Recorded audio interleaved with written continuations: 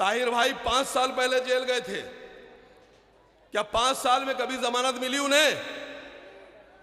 5 साल में आपने देखा उन्हें? ये असद साहब के टिकट की ताकत है कि कल वो आपके बीच में होंगे, आपके साथ खड़े होंगे, आपसे बात करेंगे। और अब आपकी जिम्मेदारी है कि इस ताकत को बरकरार रखिएगा और ताहिर हुसैन साहब को विधानसभा में भेजिएगा और वो नकेल डाल देंगे अरविंद केजरीवाल के। और मुस्तफाबाद के ये गयूर अवाम 5 साल पहले टेलीविजन पर जब खबर चल रही थी दिल्ली में मुस्तफाबाद के दंगों की, और ताहिर हुसैन साहब को मैंने टेलीविजन पर जो वीडियो में दिखाया जा रहा था उनको देखा था, टीवी पर उनकी लड़ाई मैंने लड़ी थी, मैं उनको डिफेंड कर रहा था। मैंने नहीं सोचा था कि 5 साल बाद मैं उसी ताहिर हुसैन के लिए उन्हीं के इलाके में उन्हीं की विधानसभा में खड़े होकर उनके लिए वोट मांगूंगा। ये शर्फ मुझे इसलिए मिला है कि मेरे राष्ट्रीय अध्यक्ष ने ताहिर हुसैन साहब को टिकट दिया है। सबसे पहली बात तो मैं कुछ अहम बातों पर आपका ध्यान दिलाना चाहता हूं। मजलिस-ए-इत्तेहादुल मुस्लिमीन दिल्ली की 70 सीटों में सिर्फ 2 विधानसभाओं में चुनाव लड़ रही है, सिर्फ 2 विधानसभाओं में। और तमाम लोग, चाहे वो कांग्रेस के हों, चाहे आम आदमी पार्टी के हों, ये सब आपके बीच में कुछ ऐसे लोग आते हैं, वो ये कहते हैं कि मजलिस-ए-इत्तेहादुल मुस्लिमीन बीजेपी की बी टीम कहते हैं ना। तो पहले तो मैं आपको ये साफ कर दूं कि ये बी टीम है क्या, और ये बी टीम कौन है और कहां कहां कैसे कैसे बदलती है। अभी कुछ दिन पहले हरियाणा में चुनाव हुआ, तो हरियाणा में भारतीय जनता पार्टी की बी टीम आम आदमी पार्टी और केजरीवाल। गुजरात का जब विधानसभा चुनाव हुआ तो कांग्रेस ने कहा कि अरविंद केजरीवाल और आम आदमी पार्टी भारतीय जनता पार्टी की बी टीम। जब बंगाल में चुनाव हुआ तो ममता बनर्जी ने कहा कि राहुल गांधी और कांग्रेस पार्टी भारतीय जनता पार्टी की बी टीम। अभी महाराष्ट्र में चुनाव हुआ तो शिवसेना ने और कांग्रेस ने कहा कि समाजवादी पार्टी और अखिलेश यादव बीजेपी की बी टीम। मध्य प्रदेश का जब चुनाव हुआ तो मध्य प्रदेश में कांग्रेस के प्रदेश अध्यक्ष कमलनाथ ने कहा और उत्तर प्रदेश के अध्यक्ष अजय राय ने कहा कि मध्य प्रदेश में भारतीय जनता पार्टी की बी टीम अखिलेश यादव और समाजवादी पार्टी। उत्तर प्रदेश में जब चुनाव हुआ और कांग्रेस और सपा साथ लड़े तो कहा Bahujan Samaj party B team. तो इनकी बी टीम के झांसे में ना आइएगा, इनकी बी टीम वक्त और जरूरत के हिसाब से बदलती रहती है। मजलिस-ए-इत्तेहादुल मुस्लिमीन हमारी और आपकी आवाज है। मजलिस-ए-इत्तेहादुल मुस्लिमीन हम सबको आगे लाने वाली जमात है, हमारी लड़ाई लड़ने वाली जमात है। एक बात और साफ कर दूं, जो बेशक कह रहे हैं इसको समझिए कि भारतीय जनता पार्टी ने कसम खा रखी है कि तमाम जो बेहतरीन मुसलमान हैं, मजबूत मुसलमान हैं, उनको वो दंगाई का आरोप लगाकर जेल में डालेगी। और असद साहब ने कसम खा रखी है कि तुम जिस पर आरोप लगाओगे दंगाई का, हम उसे विधायक बनाएंगे। असद साहब ने अपना काम कर दिया टिकट देकर।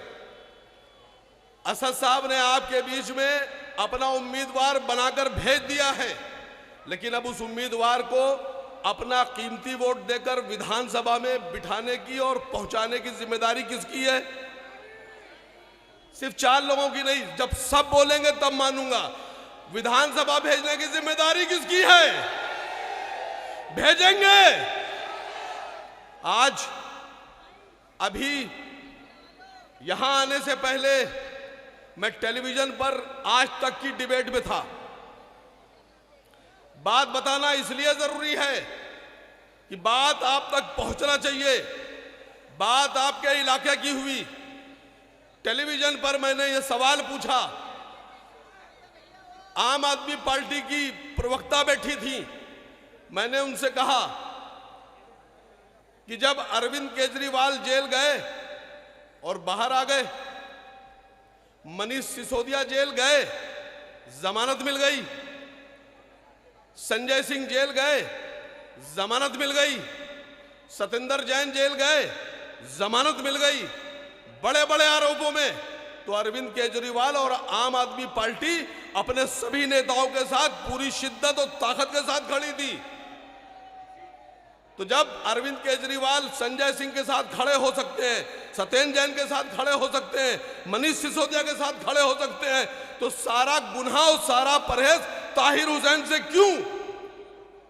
इसलिए कि ताहिर हुसैन आपके भाई हैं, ताहिर हुसैन मुसलमान हैं, और ताहिर हुसैन के साथ ना खड़ा होकर अरविंद केजरीवाल ने यह साबित कर दिया है कि वो सिसोदिया राजवंश के ठाकुरों के साथ खड़े हो सकते हैं, उत्तर प्रदेश के ठाकुर के साथ खड़े हो सकते हैं, बनियों के साथ खड़े हो सकते हैं, जैनों के साथ खड़े हो सकते हैं, लेकिन मुसलमान के साथ नहीं खड़े हो सकते। तो आपको पता है जवाब क्या मिला? क्या जवाब मिला? यह जवाब मिला, प्रियंका जो कक्कड़ उनकी चीफ स्पोक पर्सन है, वो कहने लगी कि आपके राष्ट्रीय अध्यक्ष ने एक दंगाई को टिकट दिया है, अब आपको यह बताना है कि ताहिर हुसैन दंगाई हैं या विधायक बनेंगे। ये लड़ाई खाली विधानसभा की नहीं है, ये लड़ाई मुस्तफाबाद के सिर्फ मुसलमानों की नहीं है, ये लड़ाई हिंदुस्तान के मुसलमानों की है, हमारे आने वाले नस्लों की है, हमारे बच्चों की है। सारी पार्टियों ने मिलकर कसम खा ली है, सब पार्टियों ने मिलकर कसम खा ली है कि अगर सबसे ज्यादा जुल्म किसी पे किया जा सकता है तो वो मुसलमानों पे किया जा सकता है। आपको बताएं क्या ताकत है आपकी पॉलिटिकल एम्पावरमेंट की, जो सियासी ताकत होती है उसकी ताकत को समझिए। ताहिर भाई 5 साल पहले जेल गए थे, क्या 5 साल में कभी जमानत मिली उन्हें? 5 साल में आपने देखा उन्हें? ये असद साहब के टिकट की ताकत है कि कल वो आपके बीच में होंगे, आपके साथ खड़े होंगे, आपसे बात करेंगे, और अब आपकी जिम्मेदारी है कि इस ताकत को बरकरार रखिएगा और ताहिर हुसैन साहब को विधानसभा में भेजिएगा और वो नकेल डाल देंगे अरविंद केजरीवाल के। हमारे 2 कैंडिडेट लड़ रहे हैं, शिफाउर रहमान साहब और ताहिर हुसैन साहब। जब पूरे हिंदुस्तान में सभी तंजीमों ने, सभी पार्टियों ने इन दोनों का साथ छोड़ दिया, जबकि दोनों बेगुनाह हैं, तो राष्ट्रीय अध्यक्ष जनाब असद ओवैसी साहब ने इनके साथ खड़े होकर इंसाफ करने की कोशिश की है। उस इंसाफ को बरकरार रखने का और आगे बढ़ाने की जिम्मेदारी आपकी है। देश में एक चलन चल गया है कि पहले गाली बको, जुलूस निकालो, नए नए नारे लगाओ, इश्तिहार फैलाओ, तुम्हारे मोहल्लों में घुसकर तुम्हारे घरों के आगे आके ढोल नगाड़े बजाओ, गंदे गंदे गाने बजाओ, तुम पर पत्थर फेंको, और उसके बाद जब तुम अपने बचाव में अपने घर पे चढ़ो तो तुमको दंगाई बनाया जाता है, तुमको आतंकवादी बनाया जाता है और कह दिया जाता है तुम दंगाई हो।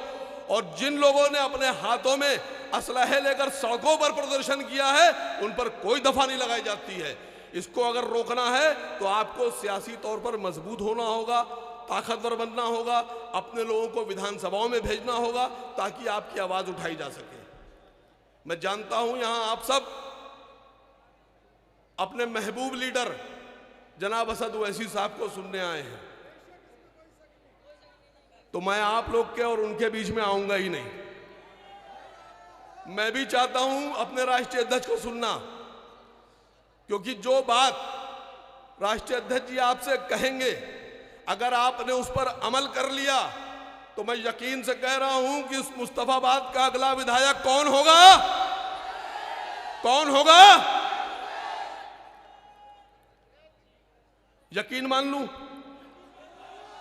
5 तारीख को 7 नंबर के बटन को दबाना है आपको। आपका चुनाव निशान ताहिर साहब का नहीं, मुस्तफाबाद के लोगों का चुनाव निशान क्या है? पीछे तक नहीं जा रही आवाज। क्या निशान है मुस्तफाबाद का? और बस इसी पतंग के निशान को बटन दबाकर आपको जनाब ताहिर हुसैन साहब को कामयाब करना है। असद ओवैसी साहब की नुमाइंदगी करने के लिए उनको विधानसभा में भेजना है। आज आप हमारा साथ दीजिए, इंशाअल्लाह पूरे 5 साल तक ताहिर हुसैन साहब पूरी शिद्दत के साथ आपके साथ खड़े रहेंगे। अस्सलाम वालेकुम।